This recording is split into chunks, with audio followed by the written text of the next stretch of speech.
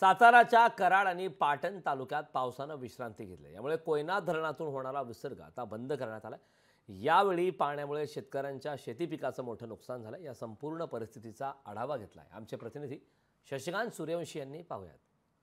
सातारा जिल्ह्यातील कराड आणि पाटण तालुक्यात पावसाची उघडीप आपल्याला पाहायला मिळते। सध्या आपण कोयना नदी तीरावरती आहे। आपण पाहू शकता ही कोयना नदी आहे। कोयना धरणातून साधारण 50,000 क्युसेक्स पाणी हे कोयना धरणाच्या वक्र दरवाजातून नदीपात्रात सोडण्यात आलेलं होतं। मात्र ते पाणी आता सकाळी बंद करण्यात आलेलं आहे।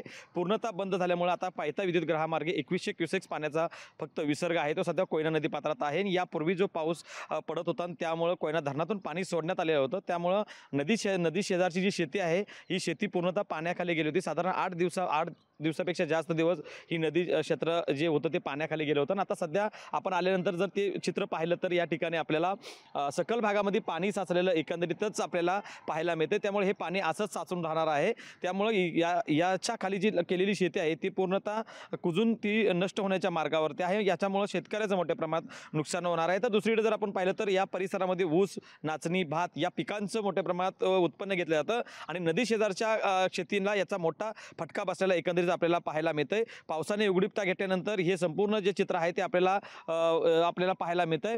नदी शेजारची जी शेती आहे ही शेती पूर्णतः आता नष्ट होण्याच्या मार्गावरती आहे। जमिनीची सुपीकता आहे ती देखील आता कमी होताना एकंदरीतच पाहायला मिळतंय। कारण येणारा कचरा, गाळ हे सर्व जे आहे ते या ठिकाणी या शेतीमध्ये येऊन बसलेलं असतं आणि याचा फटका जो आहे तो इथल्या शेतकऱ्यांना बसत असतो। त्यामुळे आता शेतकऱ्यांची मागणी जी आहे ती मदतीची मागणी पुढे येताना पाहायला मिळते। त्यामुळे स्थानिक प्रशासन, महसूल विभागाने या ठिकाणचे पंचनामे करून शेतकऱ्यांना मदत द्यावी अशी सरकारकडे आता मागणी जी आहे ती शेतकरी करताना एकंदरीत पाहायला मिळत आहेत। शशिकांत सूर्यवंशी, लोकशाही मराठी, कराड, सातारा।